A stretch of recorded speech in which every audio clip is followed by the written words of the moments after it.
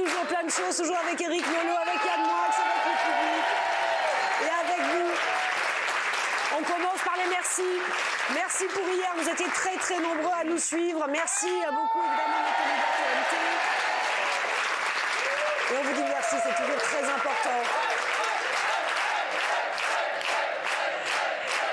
Je voulais aussi... Attendez, je voulais dire aussi un dernier merci. Ah oui, ça, mais j'adore. Gardez-moi ça pour... Je pense que les autres ne connaîtront jamais ces triomphes de... Ah oui, c'est vrai. C'est tellement triste pour eux chaque jour. Il reste encore quelques émissions quand même. Attention, hein. Soyez en forme, soyez à l'heure. Déjà, je peux te dire, Guénolé est ici. Il est caché. Thomas, tu peux sortir. Ah, il dort. Il veut pas. Il dort. Non, il veut pas, il dort. Il veut pas. Je voulais aussi dire merci à Bernard qui est notre réal ce soir. C'est sa dernière émission. C'est 6 ans. 6 ans qu'il travaille ici. Et comme il me disait dans l'oreillette il y a quelques instants, jusqu'à la semaine prochaine, il y aura d'autres messages de ce type, malheureusement. Voilà, merci Bernard, en tout cas, et on continue cette émission dans la joie et la bonne humeur. Attends, elle a 2 minutes, l'émission, on n'a pas encore fini. On n'a pas encore fini, oui. J'ai dit merci Bernard était une très bonne émission. Vous trouvez... une émission culte, mais enfin. Ah oui, d'accord, non, je la connaissais pas. Vous vérifierez sur l'INA. Ah bon, ah oui, non, je ne connaissais pas. Vous connaissiez cette émission, merci Bernard, qui connaissait cette émission? Personne. Elle date de quand? Elle a marché, elle a fonctionné. C'est très intéressant. Jean-Michel Ribes. Oui. Ah mais j'ai pas connu. C'était une émission de quoi? C'était une émission drôle. Ah d'accord, une émission drôle, d'accord, ok. Non, c'est de plus en plus, ça nous arrive. Moi, ça m'inquiète un peu. Que ce soit Yann ou moi, on fait une référence et il y a un silence de mort dans la salle pour des choses qui étaient extrêmement populaires à l'époque. C'est là où on s'appelle qu'on vieillit un peu quand même. Non, je pense que c'est une baisse de la culture générale, mon cher Eric. Bon, je suis désolée pour la culture. Celle-là, je l'avais pas. Celle-là, je l'avais pas. Vous allez bien, Eric? Mardi. Oui, mardi, vous aimez bien mardi. Je vais bien. J'ai rendu visite aujourd'hui à un de mes maîtres universitaires. Oui. Il s'appelle Alain Meyer, qui a presque 90 ans. J'ai passé un moment délicieux à parler littérature, de Merci Bernard aussi, enfin de tas de choses inconnues sur ce plateau. D'accord. Et vous, Yann? Même chose. Vous avez vu aussi son universitaire pas de même, 90 ans? Un autre universitaire. Et lui, dans un autre arrondissement. Et lui, il connaissait bien. Regardez, juste avant de commencer cette émission, je ne sais pas si vous avez vu cette histoire à peine croyable, au large des côtes du Chili. Vrai aussi. Ah non, celle-là, je la connais.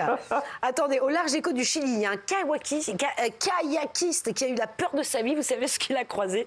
Une baleine. Ouais, bravo. Il a croisé une baleine sur son chemin. La baleine l'a avalé, il l'a recraché aussitôt. Je voudrais qu'on regarde l'image, parce que ça, je pense que c'est un truc incroyable. Regardez, non mais c'est un truc de dingue quand même. La baleine l'a avalé, mais vous imaginez la peur qu'il a dû avoir. Ce jeune homme donc sur son kayak, on voit la baleine renverser ce garçon donc de 24 ans qui coule sous le poids de l'animal avant de remonter. Regardez, quelques secondes plus tard à la surface, sain et sauf. C'est incroyable. Alors le jeune homme a pris la parole depuis cet incident. Je n'ai pas compris ce qui se passait, dit-il, et j'ai coulé. J'ai cru que la baleine m'avait avalé. Non mais attendez, la peur de sa vie. Non mais vous vous rendez compte? Écoutez, c'était arrivé à Pinocchio, on n'en a pas fait toute une histoire. Oui, c'est ça. Si, justement, on en a fait toute une histoire. On en a fait toute une histoire. Oui, il y a un épisode. Et Jonas, c'est la baleine aussi. Ouais. Non mais c'est incroyable. Dans la Bible. Non mais vous imaginez, vous arrivez il n'a pas été avalé là. Non mais il n'aurait pas pu être avalé. C'est très survendu comme histoire parce qu'une baleine ne peut pas avaler un humain. Exactement, vous avez raison. Question d'œsophage. Ouais, exactement. Il aurait donc c'est une fake news, merci Pascal. Mais c'est pas une fake news, mais il y a un type a été aspiré par un mouvement d'eau descendant à cause d'une baleine qui passait par là. Non mais il a quand même... Et vous nous vendez ça, un bonbon anglais dégueulasse qu'on recrache. C'est pas du tout ça. Un peu quand même. Vous avez un peu survendu l'histoire, Pascal. Vous vous rendez compte? En fait, vous vous rendez compte, attendez, voilà. Vous vous rendez compte que vous nous avez... Voilà.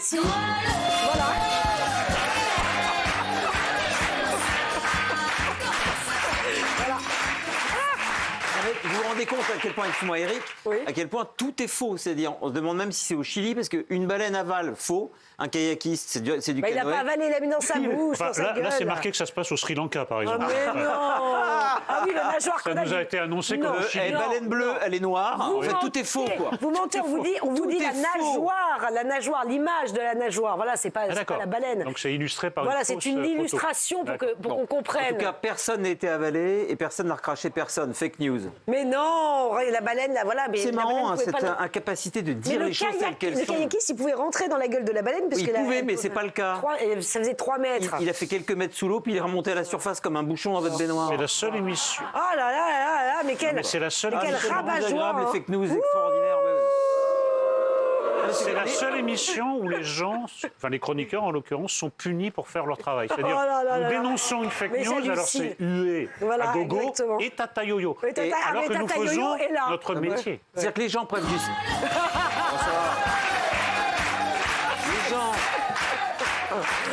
Les gens préfèrent du spectaculaire faux que du non spectaculaire vrai. Voilà, tout est dit. Écoutez Tatayo maintenant, pas de problème. Non. J'ai pas envie. Allez, vous connaissez le principe de l'émission. Évidemment, nous débattons de 3 sujets. Je peux vous dire que là, il y a du lourd ce soir. Vous allez vous régaler, messieurs. À l'issue de chaque sujet, nous votons. Si nous sommes d'accord avec la question qui est posée, ça s'allume en... Et si nous ne sommes pas d'accord, ça s'allume en... Voilà. Bravo. Il y a toujours des soutiens de... C'est marrant parce que tout le reste... toujours ma cousine qui dit. C'est bizarre parce que là, ils sont montés comme des coucous et après tout le reste de l'émission, ils pioncent. Oh. C'est vrai. C'est pas faux. Mais c'est vrai. C'est pas faux. Donc essayez de nous huer régulièrement parce que vous réveillez ceux qui sont endormis. C'est bien. Et en plus, ça nous prouve que vous suivez. Allez, voilà le sommaire de l'émission. Le député LFI, Sébastien Delogu, qui a été condamné à 5 000 € d'amende pour des violences devant un lycée. Doit-il quitter son poste? Première question.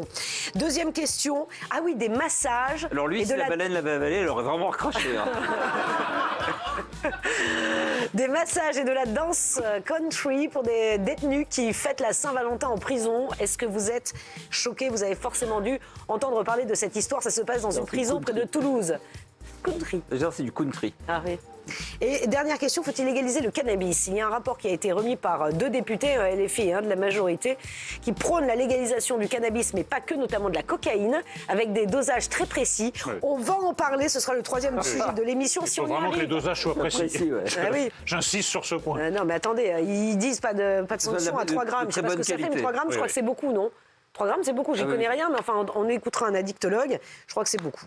Alors, on va commencer avec Sébastien Delogu, donc, qui a été condamné vendredi dernier pour des violences sur un proviseur adjoint et un CPE et une CPE. C'était lors d'une manifestation et lors d'un blocus d'un lycée. C'était en mars 2023, au moment du mouvement contre la réforme des retraites. Il a donc été condamné à 5 000 € d'amende pour violences aggravées. Des faits qu'il a toujours nié. Lui, il nie, mais en tout cas, il a été condamné à 5 000 € d'amende. Alors, Sébastien Delogu doit-il quitter son poste? C'est la question que nous posons aujourd'hui. Regardez la vidéo. On en parle juste après. Le tribunal a tranché. Le député des Bouches-du-Rhône de la France Insoumise, Sébastien Delogu, a été condamné pour violence aggravée. Maï-Hélène Trémollet. Oui, il était suspecté d'avoir donné des coups de pied au principal adjoint ainsi qu'à la conseillère principale d'éducation du lycée Saint-Exupéry à Marseille en mars 2023, à l'occasion d'un blocus étudiant dans un quartier défavorisé de la ville. Sébastien Delogu, qui nie les faits depuis toujours, s'était justifié, prétextant être venu en aide à un lycéen maintenu à terre par des membres de la direction du lycée. Reconnu coupable, le député des Bouches-du-Rhône écope donc d'une amende de 5 000 € pour violence volontaire et compte faire appel. Toujours est-il que cette condamnation pourrait entraver le parcours politique de l'élu insoumis. Alors, Sébastien Delogu, le député LFI, condamné à 5 000 € d'amende pour violence aggravée contre un proviseur, donc, et une CPE, un proviseur adjoint. Doit-il quitter son poste? C'est la question que nous posons. Nous avons voté et... Moi, j'ai dit non parce qu'il a fait appel et j'attends la décision finale du tribunal avant de trancher. Cher Éric. Bon, monsieur Delogu est la honte de la République. Bon, okay. Depuis voilà, son comportement... Vous allez encore vous faire des amis, cher Éric. Oui, bon, enfin, de toute façon, les filles, j'en ai assez peu. Oui. Non, mais son comportement est inadmissible. Et là, vraiment, c'est le pompon, quoi. D'ailleurs, il y a une question dans la question, un débat dans le débat. Pourquoi quelqu'un qui est reconnu coupable de violence, surtout sur le dépositaire d'autorité, comme un proviseur, n'écope que d'une amende et pas de prison, même avec sursis? Je ne comprends pas. Violence aggravée contre un proviseur, pour moi, c'est de la prison. Et même ferme, voilà. Après, Vous savez très bien qu'on peut toujours débattre, doit-il démissionner, mais il ne démissionnera pas. Ces gens-là ne démissionnent jamais. La vraie question, c'est que faut-il qu'un député fasse pour démissionner? Vous avez quand même un député du même groupe, comme par hasard, qui s'est fait serrer dans le métro, M. Kerbrat. En achetant de la drogue. Voilà, en achetant de la drogue à un dealer mineur. Il est toujours député. Donc qu'est-ce qu'il faut? On lui a dit le pauvre, il était sous dépendance, Éric, vous n'avez pas de cœur. Oui, moi aussi. Il y a des jours, je vais moins bien que d'autres. Je ne vais pas acheter de la drogue dans le métro à des dealers mineurs. Voilà, chacun gère son petit malaise comme il faut. Moi, je n'ai pas les mêmes méthodes que M. Kerbrat. Donc qu'est-ce qu'il faut? Est-ce qu'il faut qu'il éventre quelqu'un dans la rue? Et là, peut-être, on prendra des mesures. Moi, je trouve que quand on se rend coupable de ce genre de violence aggravée ou d'achat de drogue dans le métro, la sanction devrait être automatique. Après, la justice peut faire son travail, mais en tout cas, il ne devrait pas être député du jour au lendemain, ça devrait être réglé. Ça s'appelle la représentation nationale. Ils sont donc représentatifs, et là, ils ne sont pas représentatifs. Voilà. Non, Yann. Ce qui est très intéressant, c'est que la violence a lieu où? Devant un lycée. Précisément le genre de choses, d'entités, d'organismes, d'institutions qui doit hanter les nuits de M. Delogu. Parce qu'une salle de classe, pour lui, c'est la définition de l'enfer, étant donné qu'on risque d'y apprendre des choses. On risque d'apprendre à parler correctement. Qui est le maréchal Pétain. On risque d'apprendre qui est le maréchal Pétain. On risque d'apprendre la grammaire et l'orthographe. On risque d'apprendre à parler un langage châtié. On risque de se cultiver. On risque même presque d'être civilisé. Donc c'est évidemment pas un endroit pour lui. Bon, regardez, alors, Europe 1 a dressé la liste, parce que c'est pas le seul député, effectivement, qui a eu affaire à la justice, député LFI. Regardez, Europe 1 a fait la liste des affaires qui traînent et des affaires en cours. Luc Mélenchon lui-même avait déclaré en 2017 « Quiconque est condamné une fois est inéligible à vie ». Toujours est-il que ce n'est pas la première condamnation au sein de la France insoumise. Reconnu coupable de violences conjugales, l'insoumis Adrien Quatennens avait été malgré tout réinvesti par son parti avant d'être contraint de se mettre en retrait de la vie politique sous la pression des autres partis de gauche. Voilà, faites ce que je dis, pas ce que je fais. Non, mais parce que c'est vrai, elle a raison, cette journaliste. En 2017, Jean-Luc Mélenchon avait bien dit toutes les personnes qui sont condamnées doivent s'en aller. Oui, enfin, mais ça, c'est faites ce que je dis, pas ce que je fais. Si vous voulez lister toutes les contradictions de M. Mélenchon, on en a pour enfin là, il a pris la main dans le sac. Hein. Oui, non, mais c'est exactement ça. C'est valable pour les autres, mais pas pour soi. Moi, je regrette, à partir d'une certaine gravité, je trouve que la destitution, la démission même d'un député devrait être automatique. Entre violence aggravée, ça me semble inouï que ce type revienne sur les bancs de l'Assemblée nationale. Entre leurs propos très largement antisémites, leur haine du pays, leur haine d'eux-mêmes, leur violence verbale et leur violence physique coutumière, LFI se transforme gentiment en boule puante géante et a décidé d'avoir la peau de la République. C'est à nous de ne pas nous laisser faire. Mais en tout cas, le message est très clair de leur côté. Écoutez, Jean-Pierre Colombiès, qui est porte-parole de l'Union des policiers nationaux indépendants, lui aussi s'est exprimé sur CNews sur la condamnation de M. Delogu. Déjà, son propre parti devrait prendre une mesure immédiate d'éloignement. Terminé. Il touche les enseignants. Si la France insoumise a un tant soit peu, je dirais, d'honorabilité à défendre, elle dit « Monsieur, tu es gentil, tu rends ton écharpe ». Et tu retournes d'où tu viens et fin de l'histoire. Mais ce principe vaut pour beaucoup d'autres. Et je rappelle qu'il y a quand même un glissement vers... Il y a, ces derniers mois, ces dernières années, une sorte de culte de la transgression.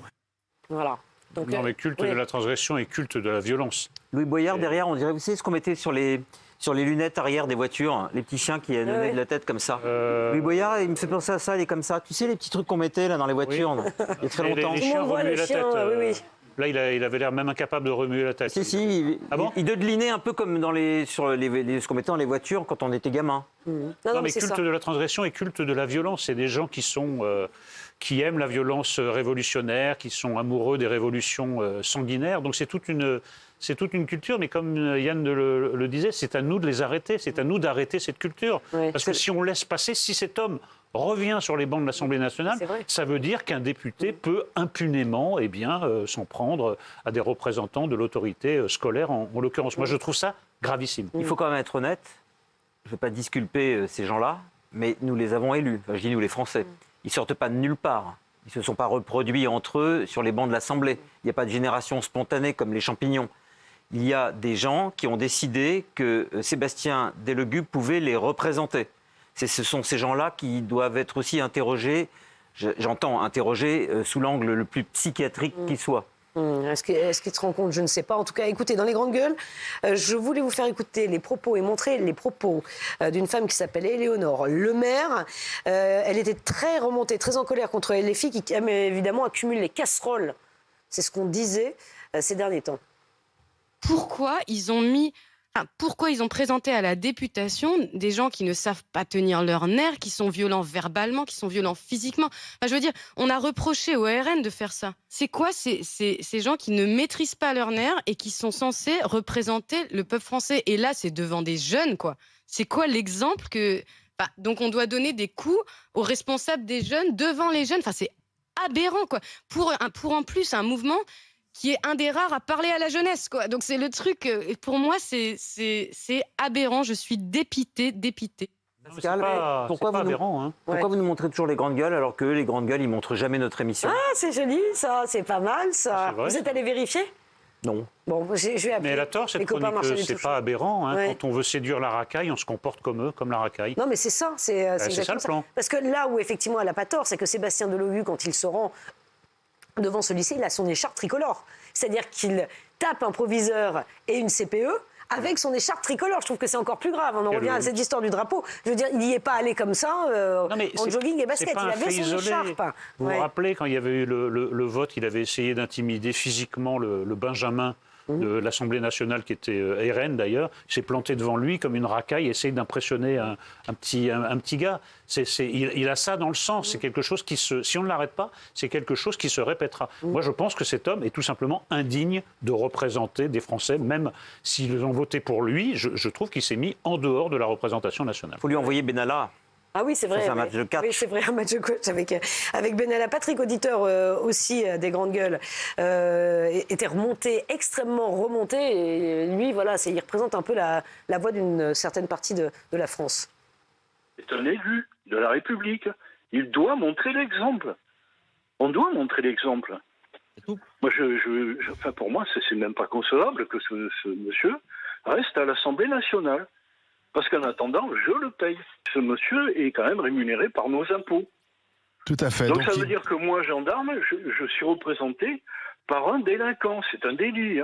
Ben voilà, mais il est plein de bon sens, ce monsieur, Patrick. Il est plein de bon sens. Oui. Effectivement, c'est avec nos impôts que M. Delogu est payé. Ça va aller jusqu'où auparavant, il se contentait de tabasser la langue française. Maintenant, il tabasse les proviseurs. C'est quoi l'histoire la prochaine aussi. étape? Il n'y avait pas que la langue française qui tabassait. Il y a quand même une mutation en ce moment très intéressante. C'est-à-dire, ce qui est devenu la gauche, l'extrême gauche, mais la gauche aussi, j'en parle parce que j'ai aussi subi des colibés de la part de Libé qui s'est comporté comme un journal d'extrême droite, des violences à la sortie des lycées de la part de députés, des hurlements dans l'Assemblée nationale, des allusions hautement antisémites et des unes de journaux dignes de « Je suis partout » en 1930, la gauche actuelle ressemble vraiment à l'extrême droite des années 30. Il y a quelque chose, c'est-à-dire que il y aurait un type du RN qui serait allé tabasser un étudiant, enfin un proviseur à la sortie d'un lycée, tout le monde aurait trouvé ça parfaitement normal parce que c'est dans l'ADN du RN que des gros musclés abétis viennent jouer du poing. Mais ce qui est très étrange, c'est que ça vient vraiment de ceux qui auraient condamné comme étant du fascisme, à juste titre, ce genre d'acte. Et ce genre d'acte, ce genre d'action, ce genre de référence, ce genre de propos, ce genre de une vient aujourd'hui de la gauche. Ouais. Ce glissement est très intéressant quand même. Comme pour le grand remplacement. Ouais. Si tu es de droite, c'est très grave d'utiliser grand remplacement. Si tu es d'extrême gauche comme Mélenchon, tout va bien. Ouais, vous pouvez l'utiliser. Et alors, ce n'est pas fini, puisque M. Delogu a des ambitions politiques. Il veut se présenter à la mairie de Marseille. Ah oui, pourquoi pas. Il l'a annoncé dans les colonnes de la Provence. Si, pour les prochaines municipales. Donc, M. Delogu va partir en campagne pour récupérer la mairie de Marseille. J'ai un scoop pour toi, mon cher Éric. Et pas pour moi, et pas pour les téléspectateurs. Non, parce que vous allez comprendre, Pascal. Vous savez qu'une des cibles préférées de notre ami Éric Nolot, c'est Éric Piolle. Ah oui. Je suis en mesure de te dire que M. Piolle pense jour et nuit à la présidence de la République. Et que c'est pour ça qu'il fait des espèces de crises, d'éruptions volcaniques et d'acné aussi régulièrement en balançant des propos disruptifs dans l'espoir que tout soit retweeté à l'infini jusqu'aux marches de l'Élysée. Non mais il pense que ça va le porter. J'ai appris ça hier, mon cher. Ça m'intéresse, mais je te retourne la question alors. En cas de deuxième tour, Piolle contre Delogu, tu votes pour qui? Je demande mon visa pour la Corée du Nord et je demande l'asile politique. Et l'asile politique en Corée du Nord, mon Dieu. Et vous, qu'en pensez-vous chez vous? Évidemment, on vous a posé la question après vous avoir exposé les faits. Que pensez-vous? Oui, à plus de 92%.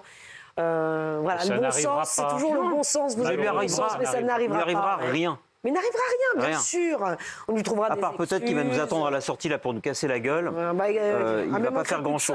Je sortirai avec Mokhtar alors. Mais voilà, c'est ça. On va demander à Mokhtar là, il va comprendre, le petit de nous exfiltrer. Moi, je vous le dis. On va parler dans un instant. Ah oui, je ne sais pas si vous avez vu. En prison, on offre des massages, des cours de danse, du yoga également aux prisonniers, notamment pour la Saint-Valentin. Évidemment, du peeling. Ça fait énormément du peeling. Non, mais ça a fait énormément réagir. Et la vie en prison, c'est pas possible. On est d'accord avec ça. Mais passer ces caps-là, c'est-à-dire que évidemment, les surveillants pénitentiaires n'ont pas le droit à ces traitements de faveur. C'est ça, c'est un peu deux poids, deux mesures. Donc ça a un peu secoué. Gérald Darmanin, oui, ce pays va mal. Gérald Darmanin, c'est un peu mêlé de tout ça. Hein, le masque beauté de Mesrine. Si, on va en parler dans un instant. Je vous promets, ça va être animé. À tout de suite sur CNews.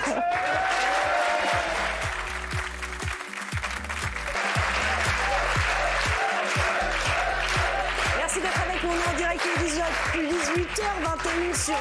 On est très heureux de vous retrouver. Merci à vous d'être là. Merci au public, Eric, Yann. Merci pour votre fidélité. On était encore leader TNT pour ceux qui nous rejoignent hier. Merci beaucoup. Et Cyril a fait un très très gros score. 2,7 millions, c'est un record. Bravo. Je voulais aussi embrasser Jocelyne qui nous regarde depuis Périgueux. Je l'embrasse très très fort. Elle nous adore, elle vous adore. Ça va oui, non, mais non, fais-le parce que moi je suis claqué. Oui. Pour Bernard Ménez, il y a un problème. C'est-à-dire qu'il y a un acteur qu'Éric et moi adorons qui a été calomnié pendant la pause publicité. Alors, racontez-nous. Cet acteur est un géant du 7e art. Oui.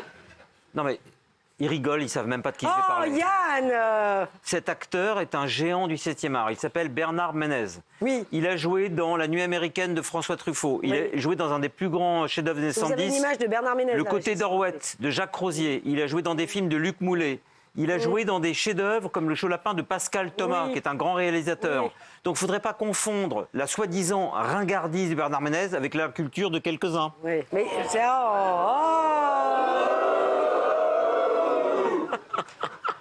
Yann adore se faire siffler, je vous le dis, moi. Non, j'adore Bernard Ménez. Je vous soupçonne de chercher. Ah, vous adorez Bernard Ménez. Est-ce que vous voyez qui est Bernard Ménez? Non, mais il a le côté ringard à cause de quoi? Il est pas... non? Mais écoutez, il y en a certains qui a cette image-là. Je ne vois pas pourquoi on accole le mot de ringard sur Bernard Ménez. C'est un grand acteur du cinéma français.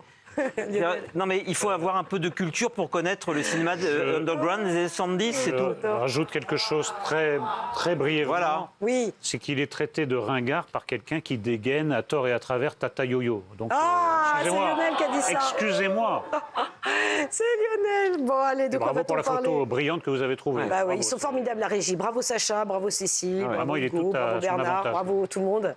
Et Lionel, Sacha essaye de trouver des photos de personnes qui sont sur les photos choisies, plus tristes qu'il ne l'est lui-même en coulisses. Oh, tu vas prendre Tata Yo-Yo, en 2 secondes. On n'a pas le temps, je pense. Ah si. Non, on a une émission à faire. Oui, c'est mais vous savez, Tata Yo-Yo n'est jamais loin. De quoi va-t-on parler? Alors on va parler dans un instant de la légalisation du cannabis, puisqu'il y a 2 députés, un de la majorité, un LFI, qui ont rendu leur rapport lundi à l'Assemblée nationale. Les détails sont assez surprenants, on en parlera. Mais d'abord, avez-vous entendu parler de cette histoire des massages, des cours de danse, du yoga prochainement, offert en prison? Alors là, c'était pour la Saint-Valentin.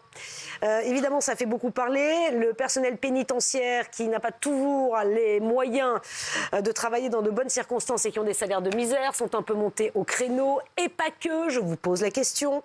Des massages, de la danse country pour les détenus qui fêtent la Saint-Valentin. Vous choquez. On va regarder la vidéo et on vote juste après. Un massage pour le visage et des crèmes de soins, c'est ce à quoi ont eu droit plusieurs détenus de la maison d'arrêt de Toulouse-Cesse. Et pour ce syndicat de surveillants, ça ne passe pas. Est-ce que c'est utile pour la réinsertion du détenu en fait? C'est surtout irrespectueux envers les personnels et envers leurs conditions de travail. Et de deux, que vont penser les familles des victimes en fait? Parmi les profils de prisonniers sélectionnés, au moins un DPS pour détenus particulièrement surveillés et une femme incarcérée pour des faits de terrorisme en lien avec l'islam radical. Il s'agit de prestations d'intervention intervenants extérieurs à titre gratuit qui ont été organisés avant l'arrivée de Gérald Darmanin. Un travail est en cours pour y mettre fin et plus largement remettre du bon sens en détention. Non mais, vous vous rendez compte pour les familles de victimes ? Incroyable. Bref, alors des massages, de la danse pour les détenus qui fêtent la Saint-Valentin. Est-ce que vous êtes choqués ? C'était un oui unanime. D'ailleurs, Gérald Darmanin a mis fin à la récréation. Ce sont des associations qui font ça. Les réinsertions, c'est formidable. Mais pardon, il y a des limites à pas dépasser. Le personnel pénitentiaire, lui, n'a pas le droit au massage et n'a pas le droit aux cours de danse country ou de yoga. Et puis moi, je pense aux familles des victimes. Vous vous rendez compte ? Cette femme, c'était une terroriste. Enfin, c'est des détenus qui n'ont pas volé une pomme dans un supermarché. C'est pas de la faute des détenus, là. Non, mais bien sûr, pas de la faute des détenus. Ils n'ont rien demandé du tout. Et tant mieux pour eux. Mais enfin, vous vous rendez compte, mettre ça en place, moi, je pense aux familles des victimes, au personnel pénitentiaire. Je me rends compte. Enfin, moi, des massages et des yogas. J'ai répondu oui, j'aurais pu répondre non, parce qu'en fait, comme on est dans un processus de décadence sans fin, moi, vous pouvez aligner les nouvelles les plus extravagantes. Je trouve ça normal. C'est-à-dire, je suis choqué, mais c'est dans l'époque. Même des cours d'évasion, ça ne te choquerait pas? Ah, mais non. Non, on en arrivera là. De 2 à 4. Oui. J'ai cours d'évasion de 2 à 4, je suis en retard.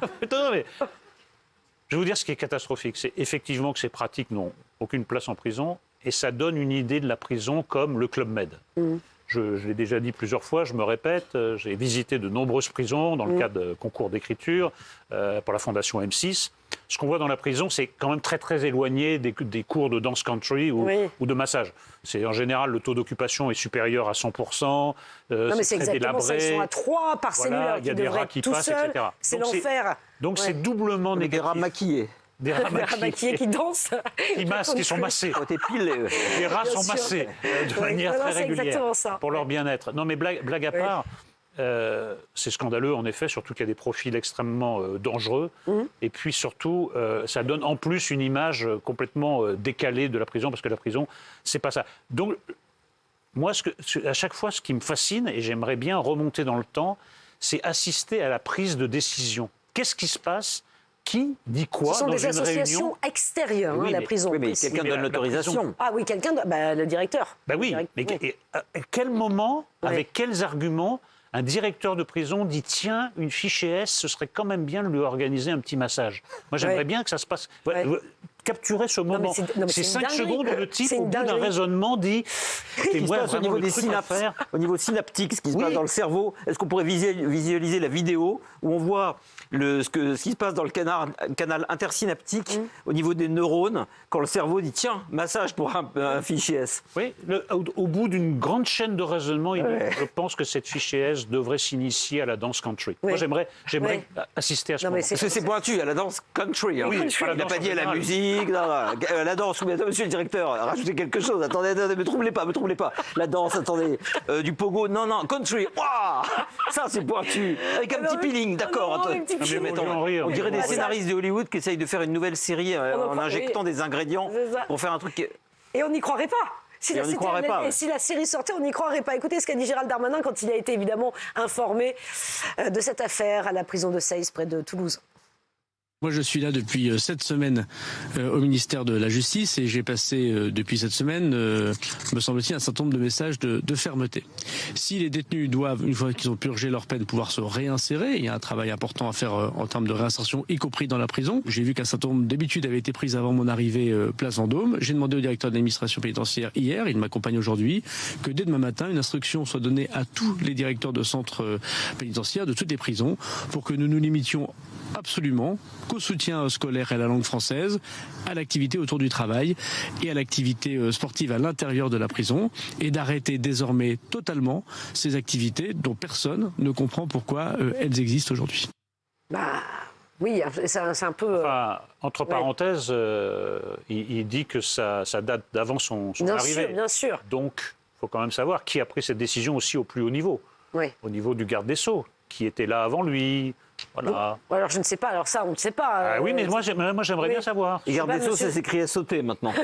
Non, mais sous quel garde des Sceaux ça a été validé? Parce que c'est validé en très haut lieu, ce genre de choses. Puisque c'est annulé en très haut lieu, donc c'est la même chose. Moi j'aimerais bien savoir. Oui. Alors ça on ne sait pas. Pour les jouer sur la plage. Non, là sur le sujet, ce qui est très impressionnant, si vous voulez, c'est que d'abord les prisonniers n'ont jamais demandé ça. Donc ils deviennent des fruits, des cobayes pour des nunucheries qui leur échappent complètement. Pourquoi ils refuseraient un massage? On leur propose. Mais moi, ça me fait penser, vous savez, Eric doit connaître, il y a un chanteur de country que j'aime beaucoup qui s'appelle Johnny Cash. Et Johnny Cash, il se trouve, c'est peut-être pour ça que c'est là, c'est peut-être quelqu'un de très cultivé, le directeur de la prison, parce que Johnny Cash, il a fait un album en 1969 qui s'appelle Live in San Quentin, qui est une prison américaine très réputée. D'ailleurs, il chante 2 fois le titre, 2 fois de suite, parce que les prisonniers le demandent. Alors, c'est peut-être un hommage à Johnny Cash. C'est ça que je me suis dit. Ouais, je pense. Pas. Non, mais la réinsertion, que de l'argent, effectivement, soit mobilisé, ou que les associations se mobilisent pour la réinsertion et aider et accompagner la sortie des détenus, oui, évidemment, pour retrouver un travail, un logement, c'est peut-être pour les initiés. Oui, mais c'est peut-être enfin... Non, mais Pascal, c'est peut-être pour les initiés à la violence que va être le retour dans la vie civile, lorsqu'ils s'apercevront qu'il y a en bas de chez eux un institut de beauté. Pour que le choc soit moins violent en sortant de prison. Vous charriez. Pour graduellement les acclimater au retour. Vous avez raison. Alors évidemment, Bruno Retailleau, ministre de l'Intérieur, elle est dans le sens de Gérald Darmanin. On a vu à la maison d'arrêt de Toulouse-Seyss ces soins du visage prodigués à des détenus. Ils ont un emploi, ils sont overbookés en menaces, en crimes, en représailles. Ça, c'est normal, ça a toujours été. Non, ça pose quand même un problème, c'est que Mohamed Amra, qui s'est évadé, on a trouvé 9 téléphones portables dans sa cellule. Mais à votre avis, sont rentrés comment? En dehors de la possibilité de rentrer par les gardiens de prison. Oui. Voilà.